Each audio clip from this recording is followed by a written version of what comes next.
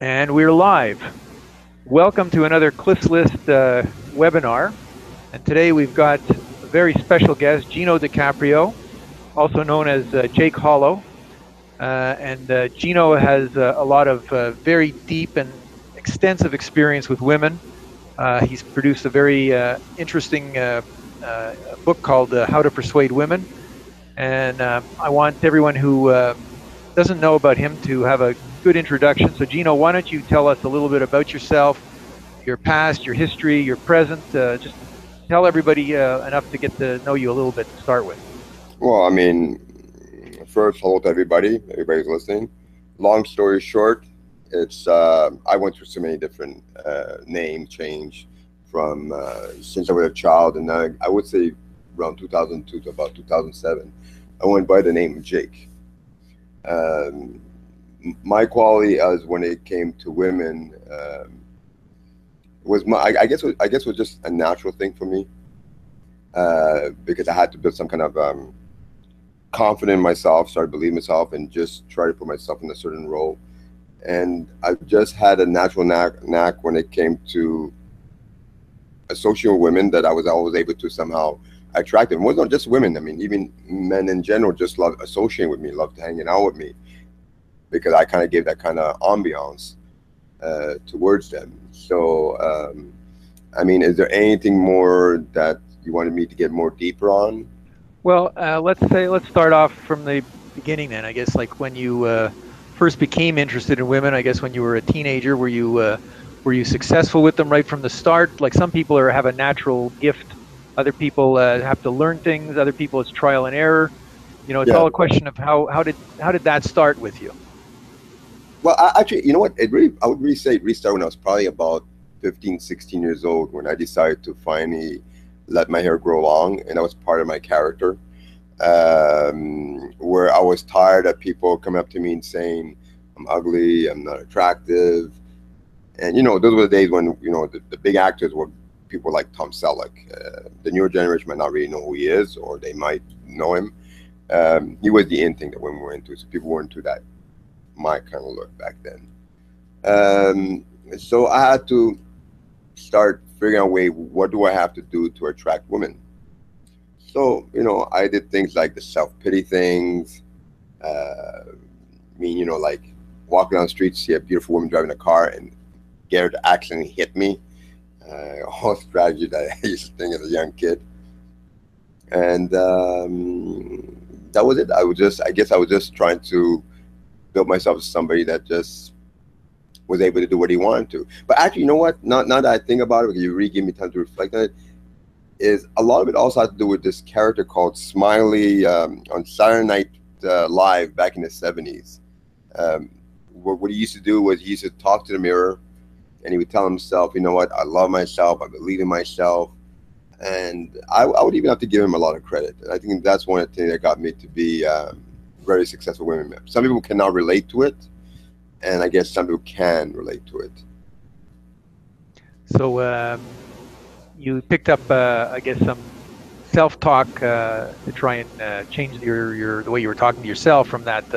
I forget what it was called. It was, but I like myself. I remember that thing. I think it was Al Franken, if I'm not mistaken. Yeah, Alfred, yeah, that's it. Right, right. So He was kind of gayish. He was kind of gayish, but still, he still had an impact somehow. So, okay, that's all I went through my mind. Just look in the mirror. And that's what I do now. I do this still. I look in the mirror. I compliment myself. I give myself the most amazing compliment. I guess that's why I'm at a turn point in my life where if somebody likes me or not, it doesn't really phase me. It doesn't define me as long as I love myself and I believe in myself. And I guess that's what people are attracted to. well, let's move along the timeline a little bit. Like when you were first starting out there, you were doing that self-talk. But tell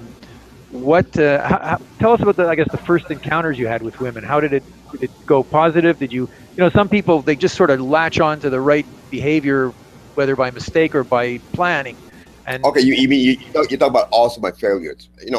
It's like there's a motto that I put on my wall, which I'll probably show to you later. It says, "I never lose. I either win or learn." Is I've never looked at life as a failure. I mean, yes, of course. Let's be realistic. I mean, anybody says that they never like gone through like some kind of failure with a woman, I'm sorry, I would call him personally a liar or exaggerator.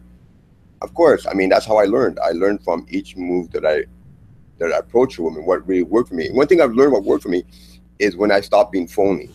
It's when you start using a line and it's not naturally your line. It's like, for example, you tell me a joke and then I try to repeat the same joke you want, but it won't be as funny as it came from you because you did such natural to it. Is I realized that the more I became natural who I was and stopped using lines, just being blunt of what I felt, uh, that's when I found I was getting more success. And that's one of the most important things, which we've talked in private before about confidence, is believing in yourself and just being blunt and not worry about the other person's reaction. I'm still doing it a respectful way, of course. Well, but when you start off on these, when you're like a teenager and you're just starting to notice women, uh, it's not necessarily easy for someone to just all of a sudden develop this confidence. I mean, what made you decide that you're confident? Like, did you have certain successes that basically just brought you to where you wanted to be? No, it's actually faking it. It's actually I'm not going to use name, but whoever's listening or the viewers are listening, is I'm sure they can pick an actor. There's certain actors out there where in real life they're actually super shy. I mean, like really super shy. I mean, I'll give you one name, one person that I knew personally back in the '70s. Clint Eastwood, super shy. Doesn't show on TV. In person, super. I don't know what he is now, but we're talking about when he was maybe in his 50s. There's also a lot of female actors that were very shy, but when they get into the role, the acting role, they let it all go and they get into the role. And that's the whole idea is I'm trying to teach people is that when you go out there, put your shyness away and admit that you're shy. Because the moment you admit, it's like being an alcoholic, you admit you're an alcoholic, you make a change. You admit yourself that's shy. And when in the beginning, when I was only failing, is no matter what, like I said, what didn't work before, because when I would approach women and speak to them, is the body language doesn't work. I could use, for example, right now, like for example, I've been to a few of your parties that I went to, and I didn't, and I'm going to be around. This is today. Comfortable enough to talk to a lot of the women who were there because it just the energy was. Are you following? I'm saying the energy wasn't there. In life, the way it works, it's like you have to be relaxed. You have to let yourself go, and when it becomes more natural, when you feel you're no longer under pressure trying to impress anybody, especially yourself, is no matter how shy you are, there is no excuse. You are able to succeed. Okay. Well, what other things did you learn when you were starting out? Like the first successes that you had. What sort of specific things that happened with you that I guess you learn to repeat. Right. Right. I mean, tricks I use. Like I'll use like this is something where my friend Roman, he's actually one of my witnesses that happened. We're talking about back in we're in our 20s, is where we walked into this club, and we're sitting there with me, him, my German friend, and we're sitting down and having a drink, and then also I got up and I decided to go by the corner, and my good friend, the German with him is Danny. He looks at me and he looks at Roman. He says, "What the hell is he doing? Why is he walking away from us?" Not getting it that I already know some hot girls, and I knew they wouldn't come talk to us while together. So I said, "I'm going to be by myself, look kind of like lonely and depressed, whatever." And next thing you know, it's all three of the women came up to me and talked to me, and then they both looked at me and started laughing. Remember the annex? And they started looking at me, go, "You son of a bitch! You knew what you were doing." Those are kind of the things that I've always taken to success. So I realized that most women are into, which is called the nurturing. They like to nurture a man. I seem to remember some very bold moves that you used to do when you were younger. Among them was just sort of grab a girl and kiss her right away, and then push her away and apologize. Oh no! Okay, there's more to it. You can't just do it. You're going to confuse the guys. I wanted you to go into it. I go into details. What I used to do is, like a lot of guys used to challenge me. I had such a reputation. People would say, "Well, we don't believe that story." So we have my other friend Tom, which he would collect funds, just like, if he wanted to make money. I was part of his gambling receipts for him. So people were like, okay, we challenge you. You pick any girl here that you're interested in. And I would always tell them, go, look, instead of me picking one, you pick. And of course, they always try to pick the one that's more difficult, whatever. So I go, no problem. And I would go right up to the girl, very straightforward. And inside of me, I'm not going to lie to you. I want the audience to know, hey, I'm pissing my pants off, because I got to impress these guys. If I fail, I don't look good. And that's the last thing I don't want to do is not look good. So I would go up to the girl and I would check her out. And then I would, these are different strategies I did for each one was different. And I would look at her and I would say, please, I don't mean to offend you in any way. And I'll start going like this. And the girl would look at me, what are you going to say? Okay, no, it's okay, it's not important. The girl would say, no, what is it? I would say, and I would look at her, it depends what size of breast. I'm always very good when it comes to size. I would say, are those 30C Ds? And the girl would start laughing. The guys would freak out. The girl would buy me a drink. So that's one part. Guys would try that and they get slapped in the face. Because you have to do it very naturally. I would go up to a girl and just grab her hand, kiss her, push her away, and say, I'm sorry, I didn't mean it, I couldn't control myself. Because the girl, before, I'm going to rewind. The moment you grab a girl and you kiss her, the first thing she's going to do, her first reaction is to do what? It's to slap you in the face. So what I would do is right when I would kiss her, I would calm down. I go, look, I'm sorry, I apologize, I didn't mean it. I go, I'm sorry, your lips were driving me crazy. I go, I just couldn't handle it. I apologize, and I walk away, and they go, no, it's okay. Because the moment you apologize, the girl gets so, she gets very, she feels like a maternal instinct that goes inside of herself. So have you stopped doing that? I mean, yeah, I can still do it. I would still succeed. I guess I gotten older, so like those interests are no longer. I don't feel I need to prove myself anymore. Those were the days when I thought I had to prove something. I was challenged. People putting bets in it to see if I would fail or not. So, no, but they were obviously perceiving you as being this Casanova, obviously, in order to challenge you like that. So what else? I'm going to say this publicly. Anybody wants to challenge me is willing to put a lot of cash down, and they pick the girl. I will do it from now. I'm willing to lose that cash and put my money into it. I'm willing to challenge anybody who wants to, and I'm still able to do it. Well, tell us a little bit more about how that reputation got established. Was it just people seeing you pulling these women with this kiss technique, or was there some other stuff that you were doing that all your friends were noticing that you were getting all these women about? It's not that. It's all because of one guy named Tom. Because this guy, he wanted to make money, and so he was using me, to challenge people. So people, I mean, could you imagine? Can you imagine going to a club, not in your own area, not talking about downtown, you're talking about like the West Island, if anybody's been here to Montreal, which is a little outside, 20 minutes outside of Montreal, or up north, and then strangers are coming up to me and challenging me, putting money down. I would put money down just to prove that I would fail. And it was just because this one person was doing it just for fun. It was actually a fun game. That's all it was. It wasn't something to be taken serious. Then it became a part of me. It became a natural, Okay, well, I guess what I'm missing is the piece that, for them to do all these challenges and to put this money down, they must have had reason to believe that you were this very skilled guy with women, and that's what I'm trying to get at is that information. Right. Well, like I said, they didn't really believe I had the skill. It was only Tom. Tom believed in me, and he took advantage, and not in a negative way. We were very good friends back then. It was more positive. It was more that like I said, like going back to when Saturday Night Live is the whole idea is believing in yourself. It's like having that confidence, and then when you see that people believe in you too, then you feel like I gotta live up to that reputation, and I kept on going and going with it. To the point where today I feel I don't really have to try anymore. But and I say this to everybody, anybody can do it. I mean, I'll use a perfect example. When was it? It was about maybe less than 10 years ago, where I grabbed these two young twins, very good looking men, and they had problems picking up women. And I must have been about 39 years old, if I remember correctly. I was about 39 years old at that time. And they were probably like 17 years old. And I just taught them the kissing move. The one of a kiss when you push them away.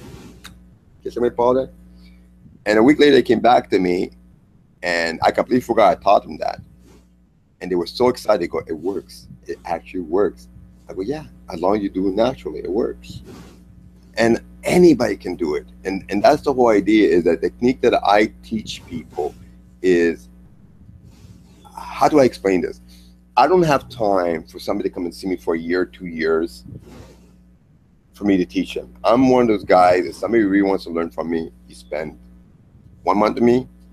I'm sorry, I know this is going to sound a little selfish and greedy. We all have to make a living. You put the money down, and I give a guarantee you get the money back.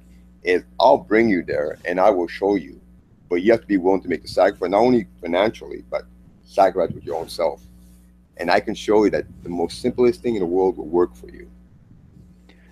What other things would you do with women that were being successful that maybe you discovered, as opposed to something that just sort of occurred? You know, like I trying to get to me like when I used to be a scumbag.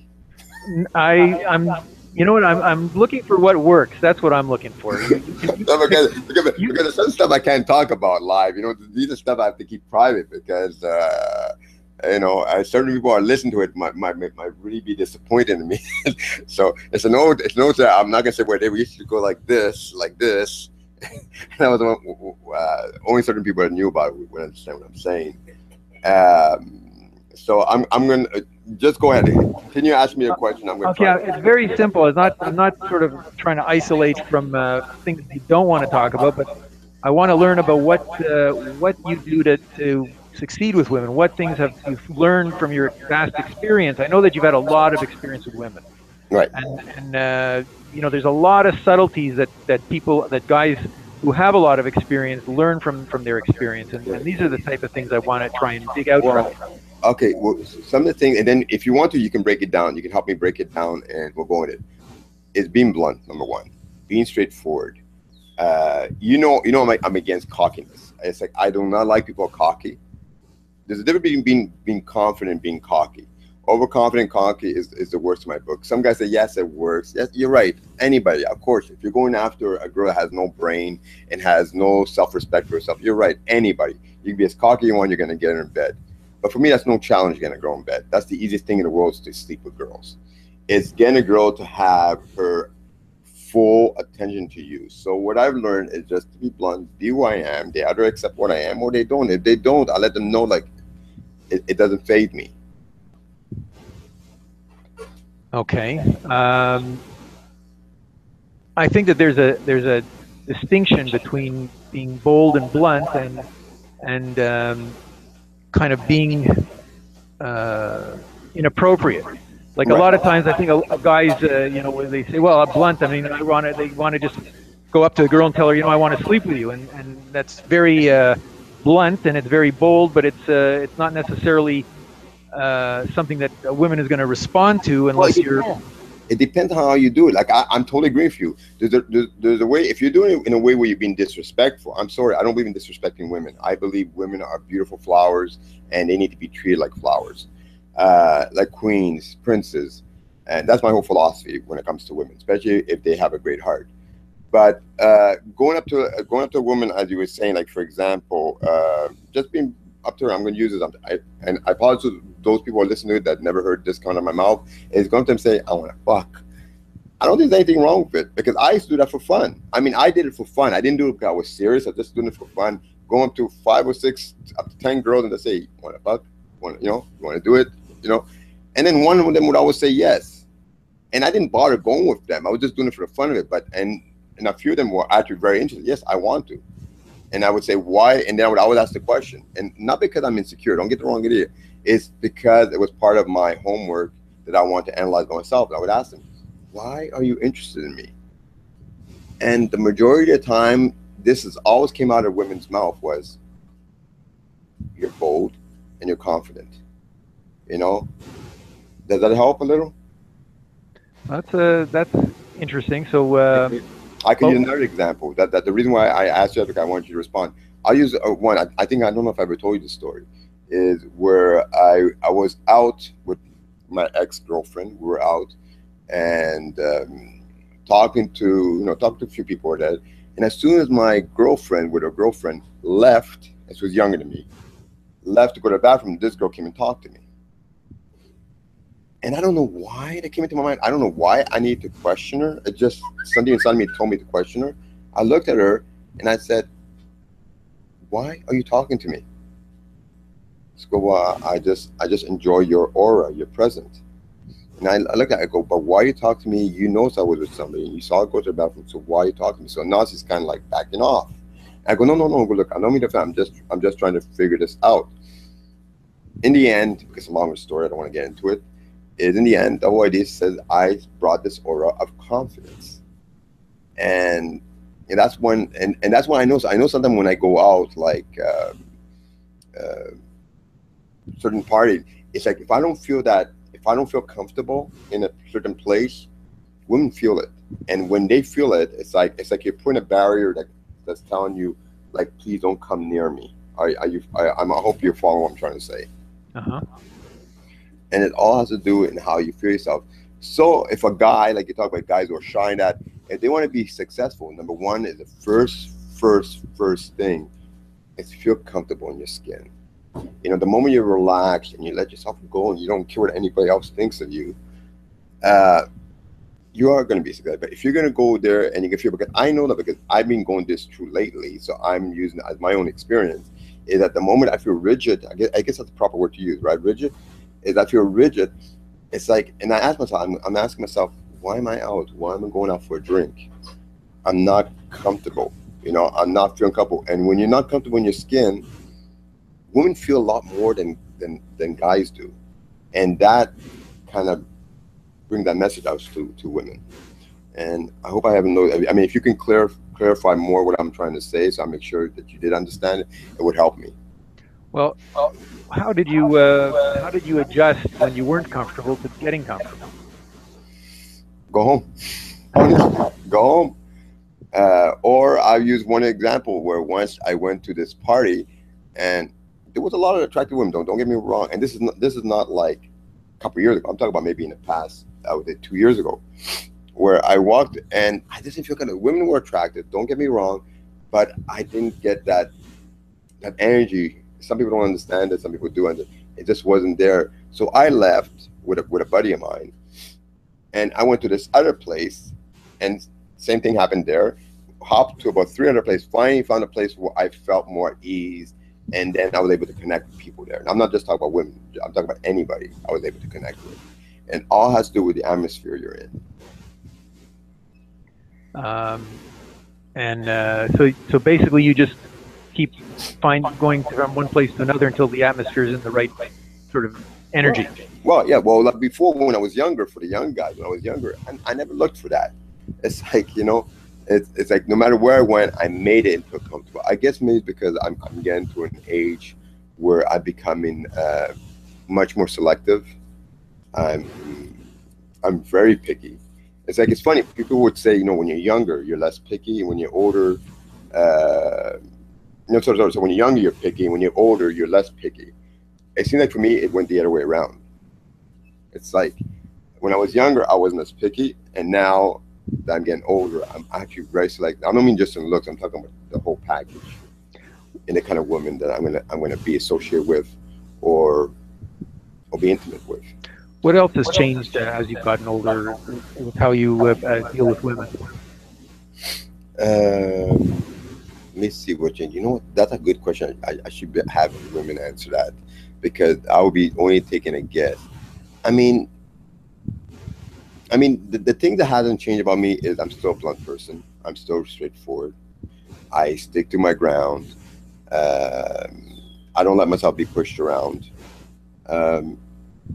So, like I said, the only thing that's changed about me is I don't party as much as I used to. I've kind of like more focused in my business more than anything else. So I would say that's really what's different. Well, before I left the party, I just loved to party. I would party like 6 days a week, and I only take one day off. You know what that day was? Everybody thinks it was Sunday. It was actually Monday. Okay. I apologize for coughing. Well, I know that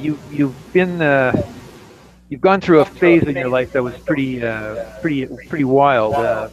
Maybe you can tell us what you learned from that maybe you retained from today from it. Wow. You want me to focus on the positive or both the negative and the positive? Well, I wanted to know what would somebody learn from your experience. This is the thing, is that we're trying to Okay. come out with positive things from this. Okay. Perfect. Okay. That could mean telling them about the negative things that they shouldn't do. Well, the positive, like I always said, is never. What I learned is never, ever focus on the positive. Never, and I hate using this word. I hate you using the word failure because when I use failure, it's like it's such a negative word, and people only remember that word. It's never look at life as a failure. Always look at it as experience. And the more you start looking and saying, listen, okay, what did I do wrong? That's what help you. And sometimes, I'll do the most embarrassing. People can think this is sucky. I would actually go up to the girl if I failed, and I want to know what I did wrong. And two things can happen, which is part of my own experience. One where, of course, the girl doesn't give a crap no matter what, but she'll still be honest with me. And then it'll be the other one where all of a sudden I caught her attention because I showed her I was interested to know what I did wrong, and then she's actually interested in me also, which is I'm getting a double bonus for it. That's what I would teach people out there. You guys listen. I'm talking to now you guys, the audience, and even women who are listening to me, is in life, never look at anything in life as a failure. If you want to be very successful, just in anything, I don't care, women, business, anything in general, is we all have a weak moment that sometimes we lose a little confidence, but always try to get yourself back up because the moment you get yourself back up, you're always going to be successful. And if you're the type of person that just likes to have as many women to sleep with, good. As long as you're not playing game, as long as you're blunt, you're straightforward, and these women can handle it, there's no issue with it. I have no issue. But the moment you're going to start like belittling other people, that's when I have an issue. But Okay. I guess I'm still looking for some I know insight you are. from I'm trying your. to figure out how to explain it. Go ahead. I'm going to let you continue to ask me a question until you got exactly what you want. Well, like I said, I'm driving at learning from you what guys could learn in terms of being more successful with women in any sort of direction. Now, whether it comes to how you meet them, how you initiate, your relationship. Like, for example, I know you've had a number of longer term relationships. Did those start differently from maybe the ones where you were shorter term? And I know you've been No, to things. the funny part, even to today, you know, oh, yeah, it's Shoshana. I don't remember how I met her. To be honest. Oh, right. Thanks. Oh, yeah, that's it. The negative part. Yeah. Well, okay. Yeah, it's it. I'll use one like with my ex-wife. Yeah, it's like she was working in a clothing store, and a friend of mine challenged me, saying if I can't get her, then I totally lost my knack, I guess my mojo, whatever you want to call it. And I was what? I was about 24 years old at that time. So, and I was back then. I'm different now. Back then, I accepted challenge. I go, yeah, okay, no problem. And I remember, I didn't know that moment she did knows me. So I'm just kind of rewind. So yeah, I didn't realize she did knows me already. And I was wearing jeans and yeah, and she's a very beautiful woman. And then all of a sudden, I see these three other girls. And remember, I'm wearing my holy jeans, just a t-shirt. And back then, I was pretty cut up. Uh, so I started talking to these three girls, got to know them, talking, exchanging phone numbers. And that day alone, I must have given about 10 different girls my number. I still remember that very well. So I went home, took a shower, got dressed, got myself all set up, looked good, wearing a shirt, wearing dress pants instead of wearing jeans. Went back to the store. And I'm at the person, I get women nervous because what I do is I look at you right in the eyes and I don't stop staring. So some people think I'm some kind of freak or stalker, whatever you want to call it. And I guess by staring at her, it's like I broke down her boundaries, and she kept on running away from me through the store. So wherever I would go, she'd go somewhere else. She was avoiding me, didn't want anything to do with me. So finally, I went up to her. I just had my number ready and everything. I go, give me a call, and that was it. And that's how I got her confidence. Uh, and I think that's one thing that's not that hasn't changed me, because even I look at all the other women I've met lately, and especially now I'm in another long term relationship, and she's an amazing woman. Um, Same thing is I was very blunt, made my move, told her what I wanted, and I told her right away. I said I want to see you and I want to kiss you. I was very blunt, and then the moment I met her, I just grabbed her and I kissed her. So no, I think I haven't really changed that much when I think about it. But I guess it's just because I mellowed down. But no, I'm glad I haven't lost my technique yet. So Okay. Well, I know that you had, like I said, some pretty extraordinary adventures in your which I history. don't want to talk about anymore. But I know what you mean, because those are going to get a little too X-rated. So and Okay. Well, I was hoping you would give us some insight into how you created those situations, basically. it's all the same. I'm trying to figure out. That's what I'm trying to have you help me out. Maybe you could better express it. It all has to do with, like I said, is believing you're attractive. Like I'll look right now at the camera. I don't care what anybody says. I know I'm attractive. I put myself A+ for the way I look like, my character, how I am. I may not be articulated as a lot of people out there, especially my son. Uh, but it's all has to do with is unconditionally believing in yourself, believing in how you approach a woman, you know, and I wish I could find an easy word. There's something you wrote to me, which really caught my attention the other day, and really I was really impressed by it, and it really got me inside here. Is you wrote down that I forgot what it was like when I first started, and then you wrote down that for me it's a natural thing the way I approach women, and I've kind of forgotten what it was to really be the guy that used to be shy, the guy that used to be scared, the guy that used to care about other people's approval, to be liked. Is for me, that was so long ago. It's like I can't remember what it was like. The only thing I do enjoy still, I'm gonna tell you, Cliff, is I do love to be challenged. But the difference now is when I'm challenged, I like to see this. I no longer do it free. That's the only thing that's changed. And I love to be able to grab a young man, or even a man that's in his 30s or 40s that still hasn't had been successful with women, and he wants to learn what it takes. Is I look at the character, because everybody's individual. I have to look at what it is about him that makes him fail, and if he cannot see it, then I will see it for him. I'll bring him out, go out, and just watch how he works, and that's going to give me my answer for each one individual. But in the end, it's all the same result. It all has to do with, in the end, is believing yourself 100%. And once I'm able to convince that in you and drill that into your head, I don't care which woman you're going to approach. You are, as long as you do in a respectful manner. And that's one thing I really push. Tell me more about what various things you might do in order to get a guy to be more confident in himself. I'm sure if you've probably had guys that wanted to learn from you who maybe were pretty far away from being someone who is confident in themselves. How do you step them through that process to get more confidence? Well, here, I'll use one. Okay. Okay. Is got I try to keep guys away from being clingy with women. Guys are always apologizing to women. Uh, Guys will always make themselves available to women. Those are things that I'm really against. Uh, I'm trying to remember everything that I was trying to go.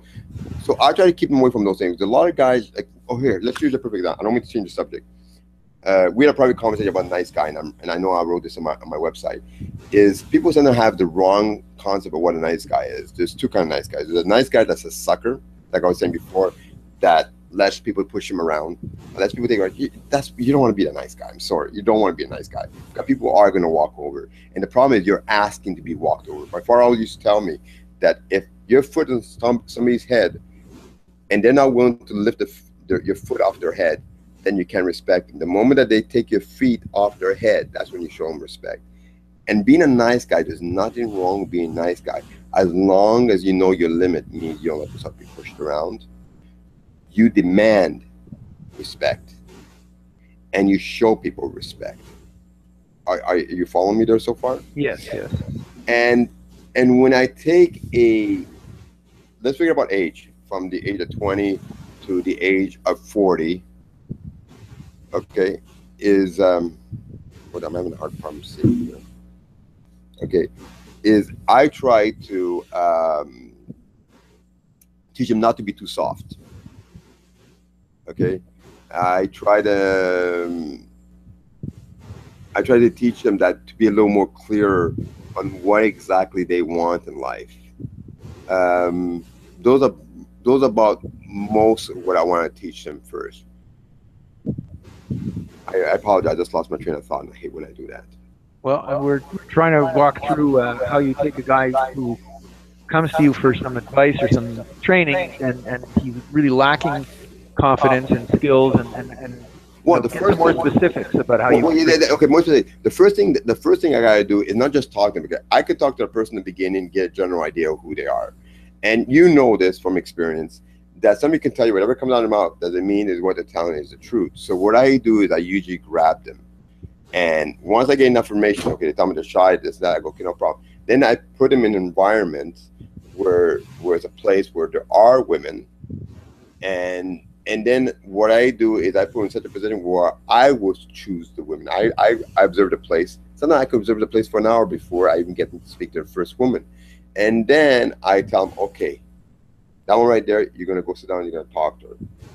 And then I try to help them with certain words that should use the woman without losing themselves, but be relaxed. And that's the first thing I do. I'll use an example. This happened a year ago. Okay, so look, I'm 53. I even forget my own age. I'm 53, and so I must have been about 52 years old. That was last year. And this young gentleman, good-looking young gentleman, well-built, toned, goes to the gym all the time, about 27 years old. And he seen this girl that was very attractive, beautiful girl, very attractive. I told him, go talk to her. He goes, oh, and he's not really a shy guy, but he doesn't know how to do an opening. I guess the word I'm looking for, an opening. So I look, I go, yeah. I went right up there, and remember, here I'm a 52-year-old guy, sorry, and the girl's about 20 years old. So I'm an old guy, a young girl. I go right up to her, and I start talking to her. I start telling her, I go, sorry, I apologize. That's what I always do. I always apologize. Remember, women, you hear the word apology.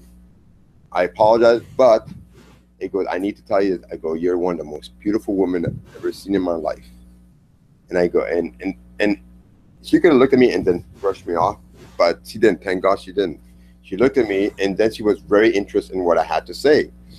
And I can't remember the rest of the conversation, so I won't make it up. What was that? All I know is I had a low comment. Then all of a sudden I turned around, I go, you see my friend on there, a young man, a very good-looking young man. He's interested in you, and he wants your number. He looked at me, and he was embarrassed. He turned red. And I go, and I told him, come over.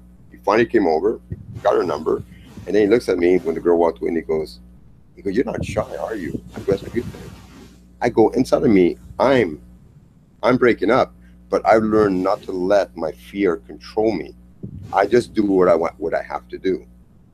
You were interested? I've learned in life is don't let an opportunity slip your way. You take it, you just go for it. And he changed. To be honest, he's actually very successful in women in the past year that I know. Okay. Well, give us another example. Maybe someone who didn't have such a natural attractiveness about him as well. I mean, I think that's something that a lot of guys will listen to this and say, well, he just needed a little push because he's a good-looking guy, he was well-built, but what about someone who's not got these attributes? Okay, perfect. Here, I can use another one. Perfect example, okay, is it's not because they don't have it, it's somehow, sometimes there's some people where you always have to hold their hand no matter what. It's like they're good at it as long you're around the vicinity, is they're always successful. This one guy where I worked with for quite a few years, and very successful women. Don't get me wrong, very successful women.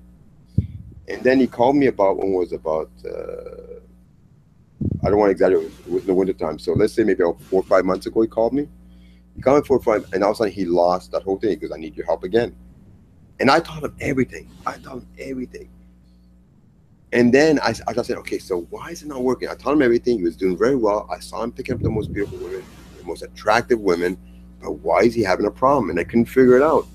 And it took me a while. I'm not gonna lie. It probably took me about like a couple of weeks to figure it out.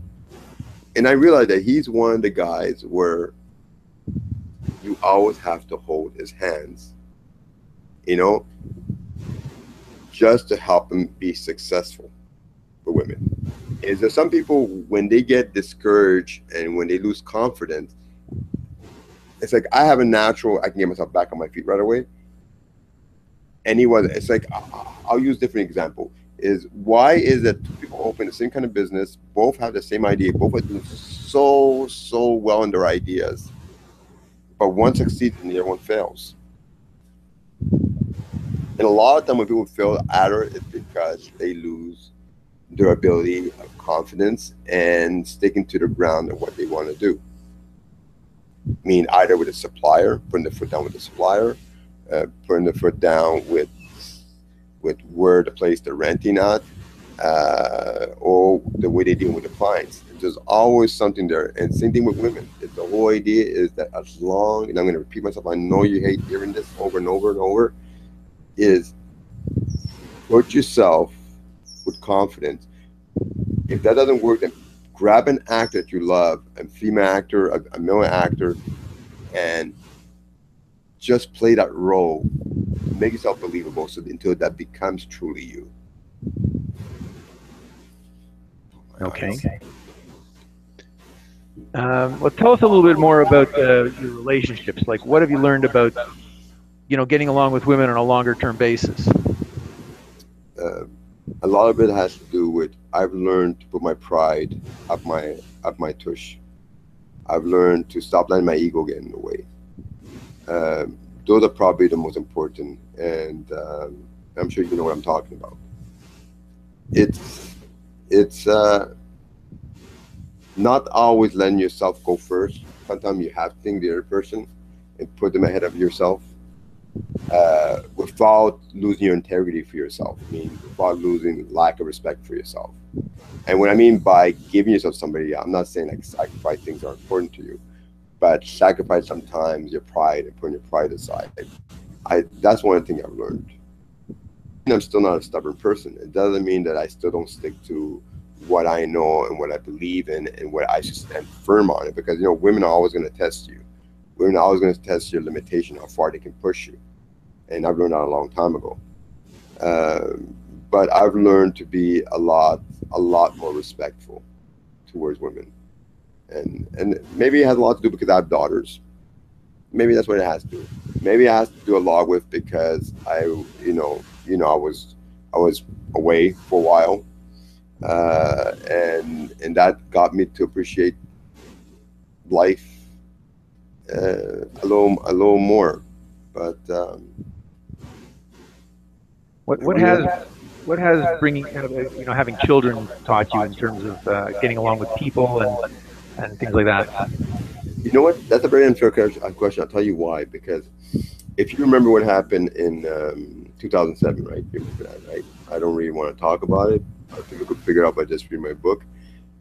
Is even though I was a father, I wasn't really a father. I was a selfish bastard. I only thought about partying, having a good time, having a young girlfriend. I did not put my kids first. I actually put myself first. What has taught me is when I was away from my family for a long time, when I won a certain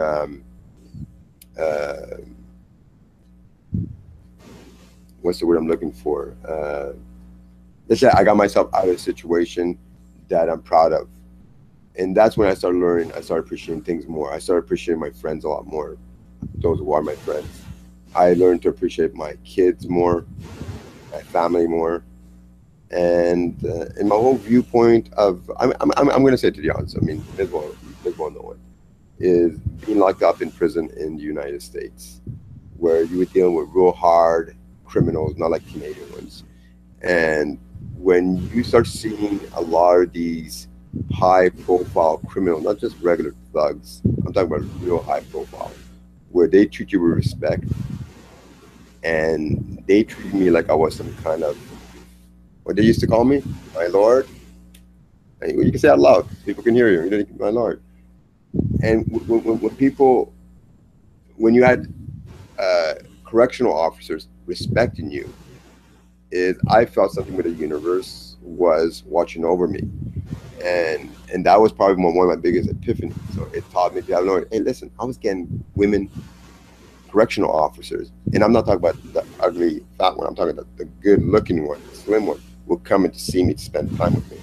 You know, and that's when I woke up and I started realizing that, you know what, I got a lot to offer the world. Instead of always blaming, instead of always being angry at the world, is, you know, the secret was to love the world, to love everybody, and to not hold grudges. And like I said, and to be respectful. The only thing that hasn't changed in me was what? Is that I still have that confidence. I can still be arrogant. Don't get me wrong. I can still be arrogant, but not in a negative way. But being blunt and just telling people what I think and what I feel, and sticking to my ground.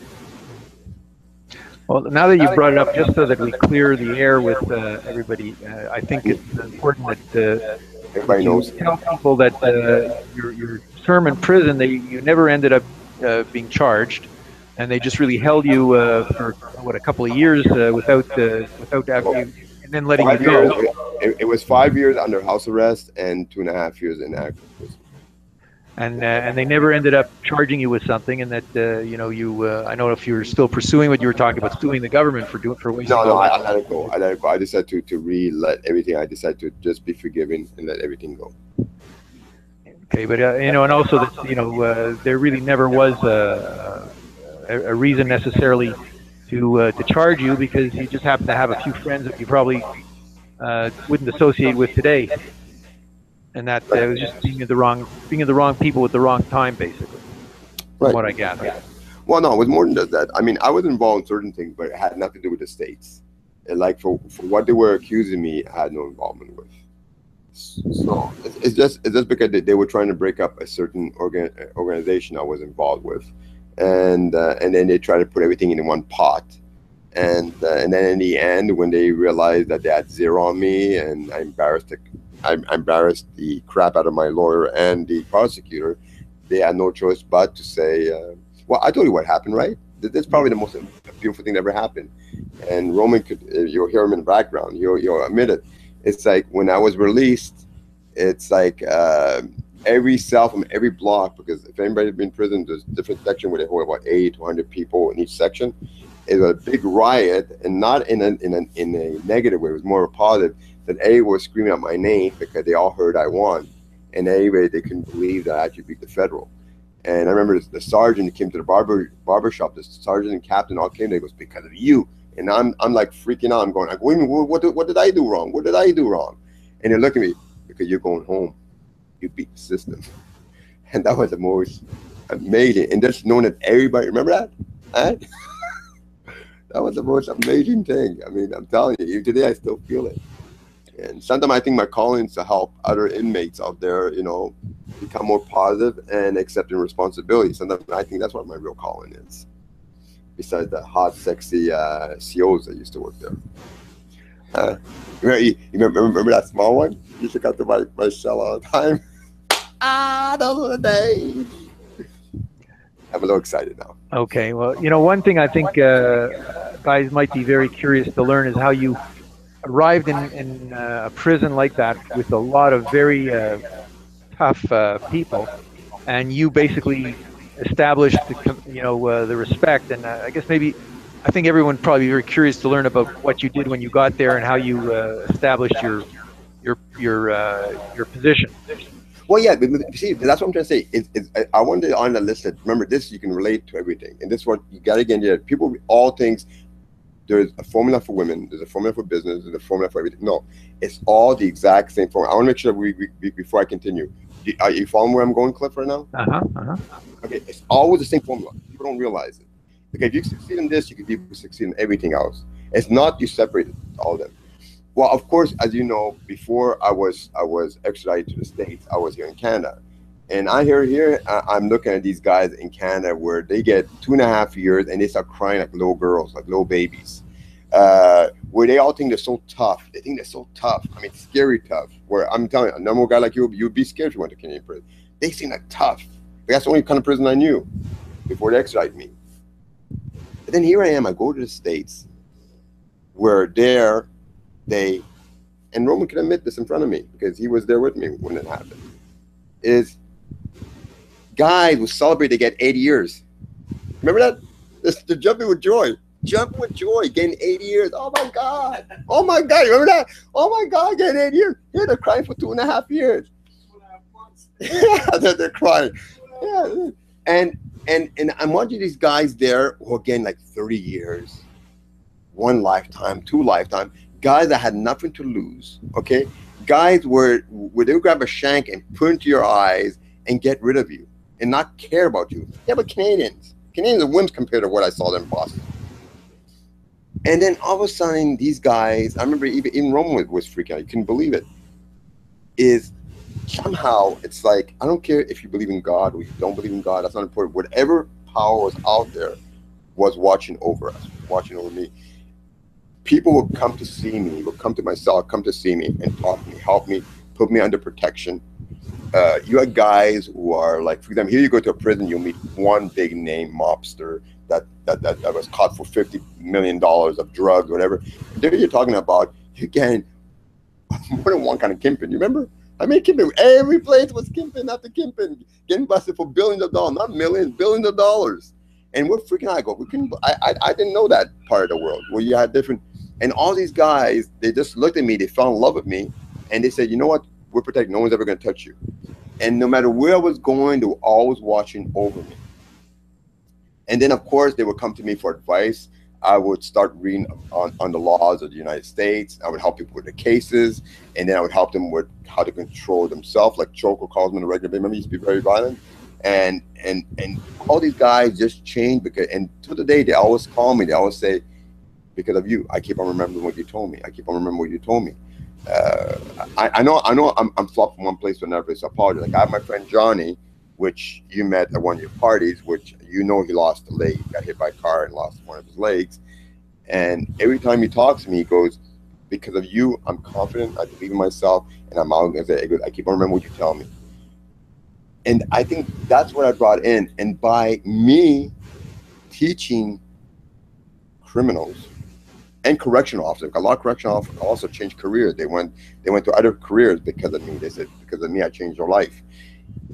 Is when I help them, who do you think I'm helping? I'm helping myself. Actually, I felt now I had to live up to this reputation to be able to help people.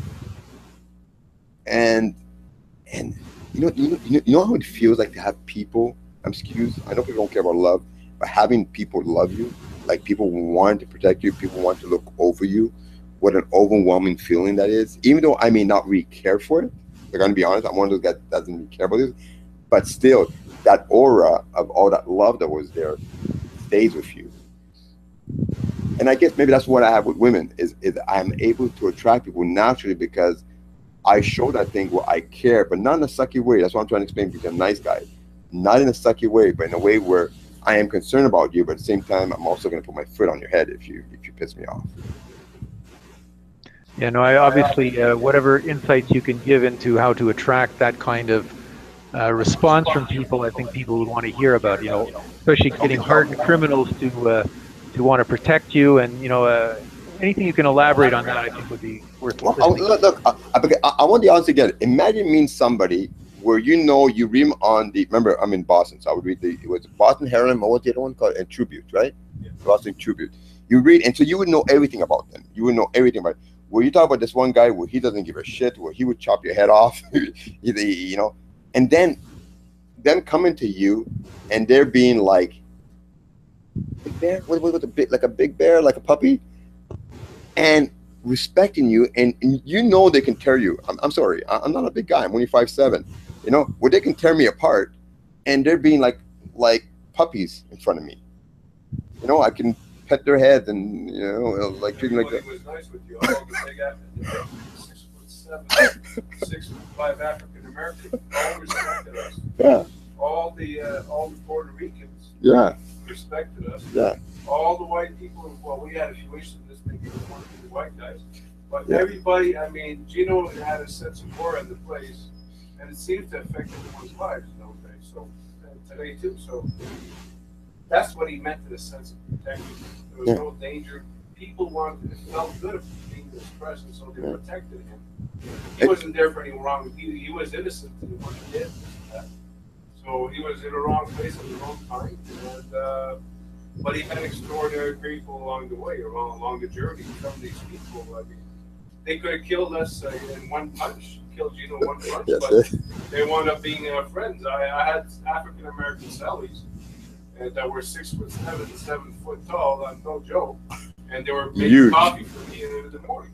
I mean, they were friendly with me, and everybody loved us. You remember all the barbecues we used to do? Yeah, I would get all the food. Lunches, Oh my so God! that's how Gino is. I mean, that's how Gino is with just.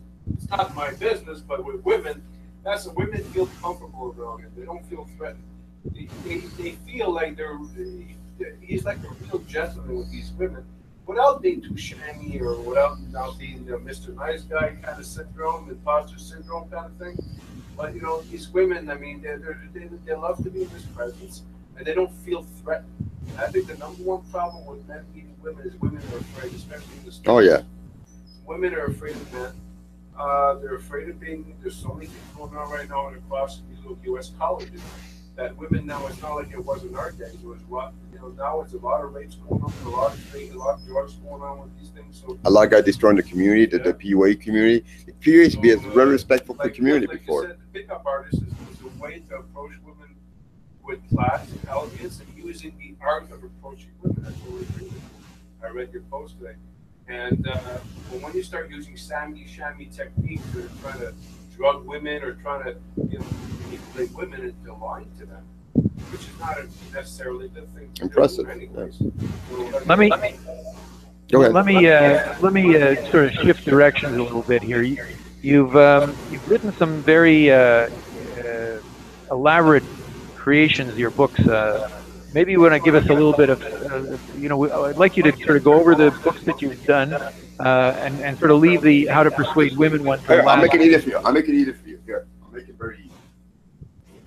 I got them all here.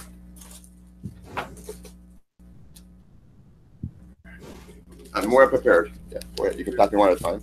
Okay, you got the original one, which is called The Jake Haller Guide on How to Persuade Women, which was dedicated to you guys.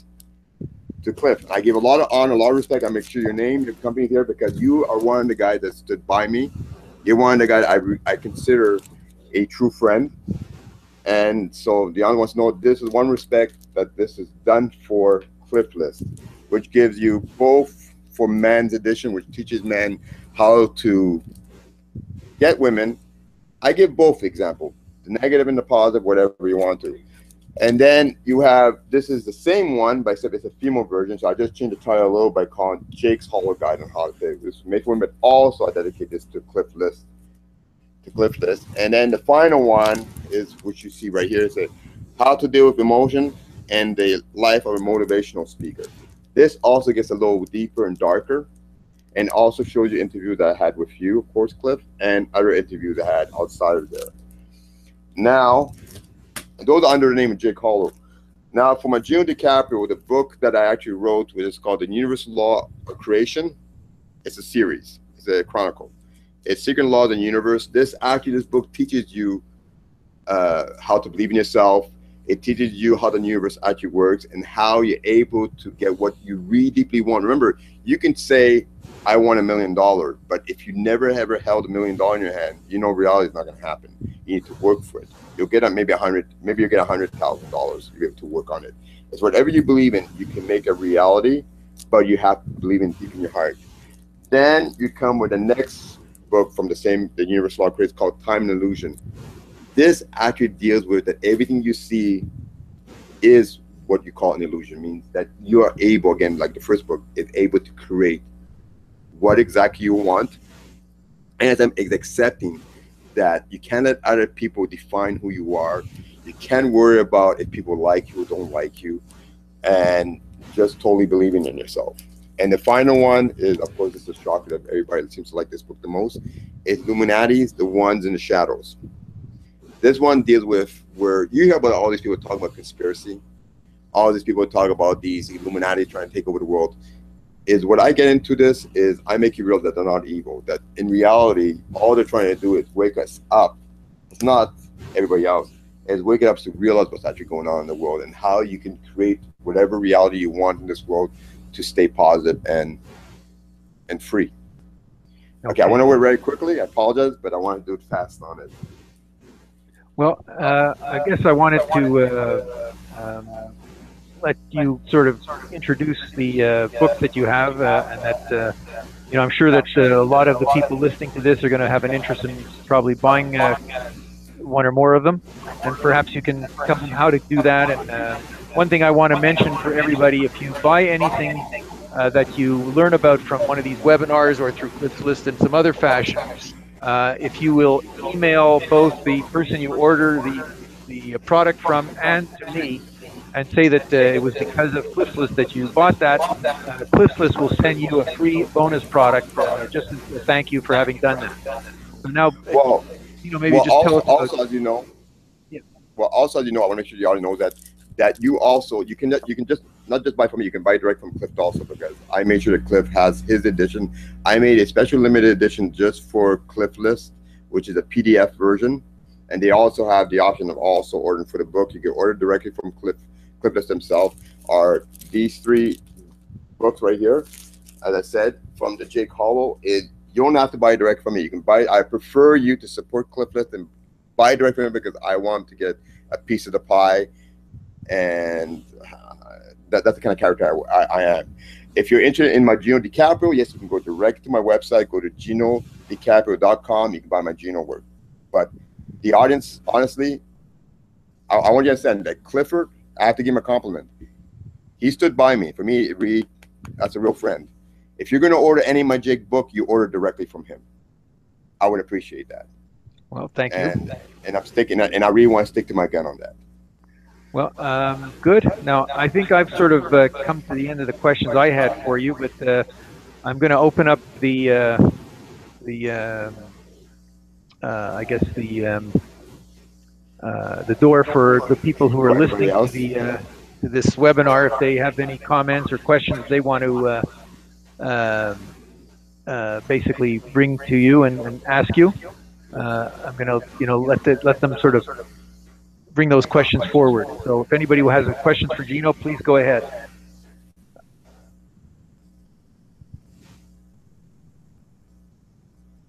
Silence. And if we don't have anybody, we'll just move along and thank Gino for his time, and probably end the webinar pretty soon. But so far, we're not getting any other questions, unfortunately.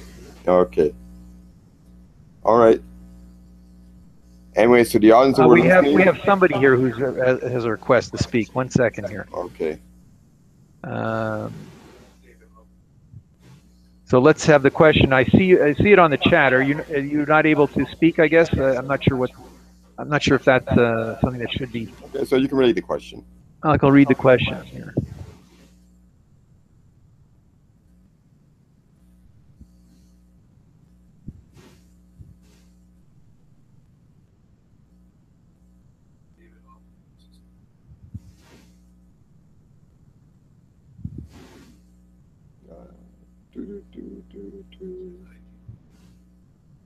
It said, I know I can't read anything here, so I can't say anything. Can your books help married couples? Of course, yeah. Okay, the question was, could the books help married couples? Yes, you better believe it can help. That's why if you go to the Jake Hollow guide on how to persuade women, that's the one I'm really going to push the most. Is you do have a female version for women, and you do have for the male version. So it gives you both. The only difference between those two books is one was edited by a male and the other one was edited by a female. So there's certain things that were taken off one and on the other one.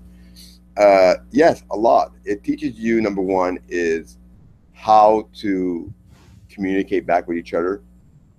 It teaches you the kind of people you should avoid, and sometimes also gives you a chance to look at yourself to see what you're doing wrong. And I think that's probably the most important part, is that a lot of us, even in a married relationship, is we forget to take responsibility for our own action and why things are not working in the relationship.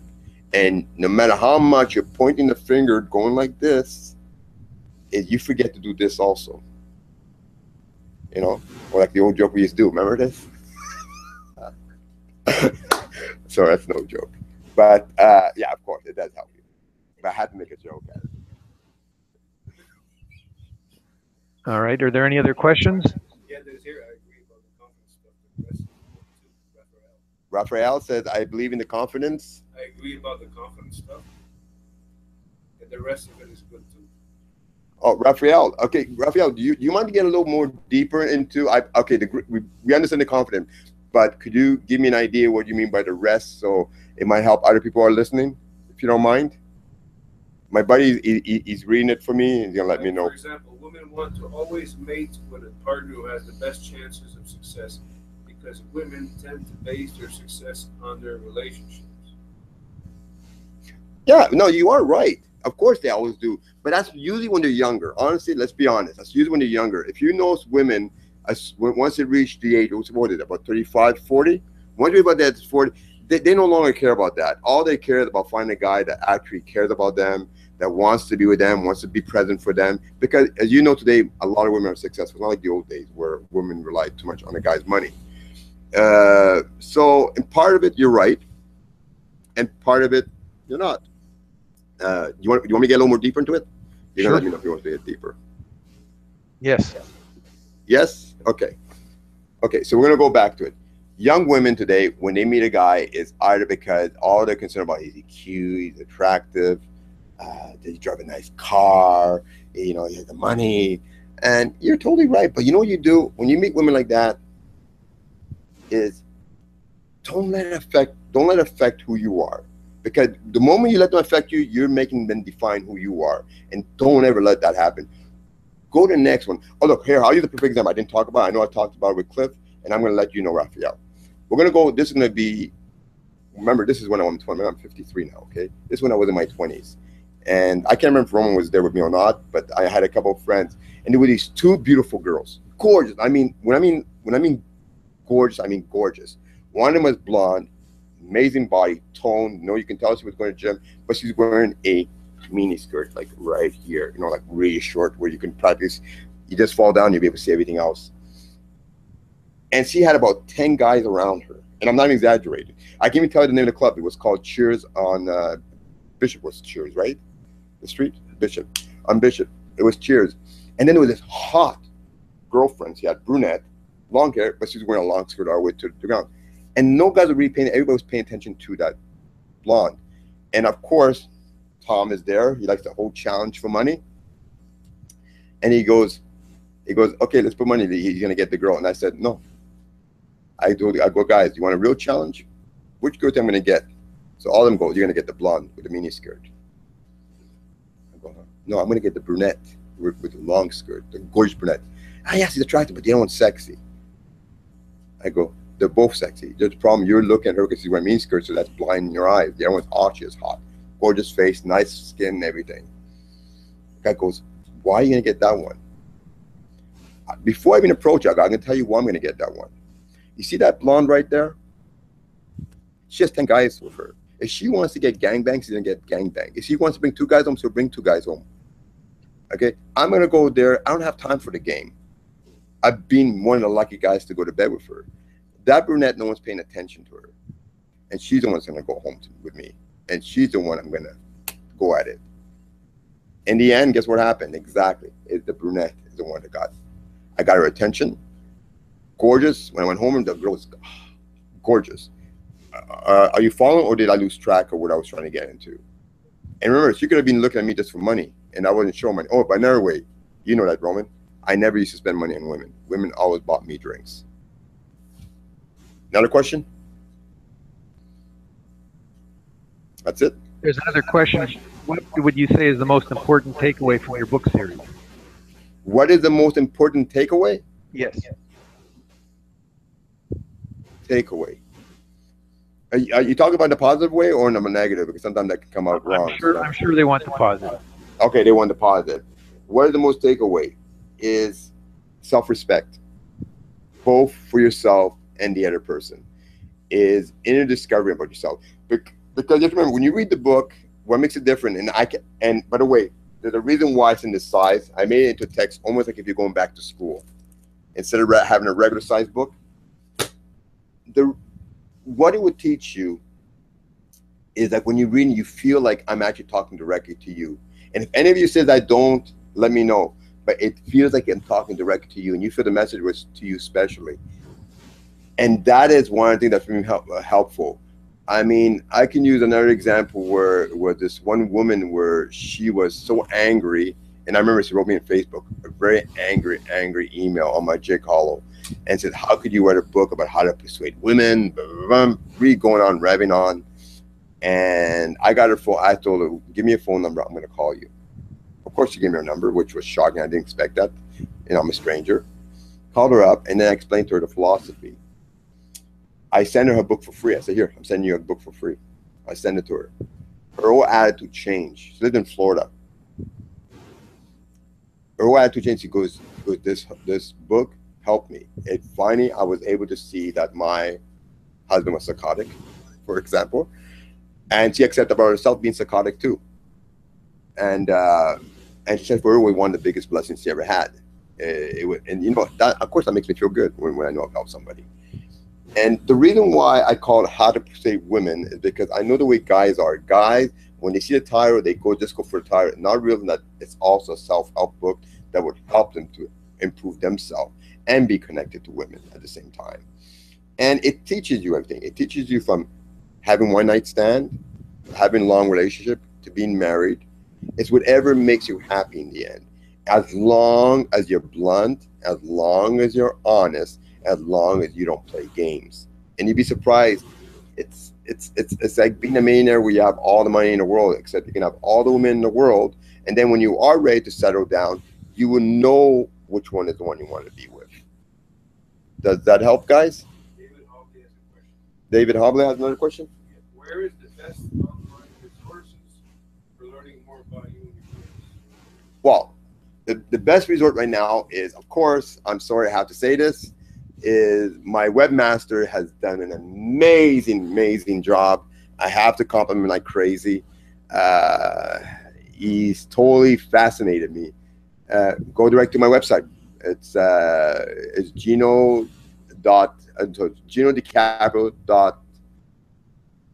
What he's done with our website is originally the agreement was 3 pages, and that's it. It was supposed to be simple, whatever.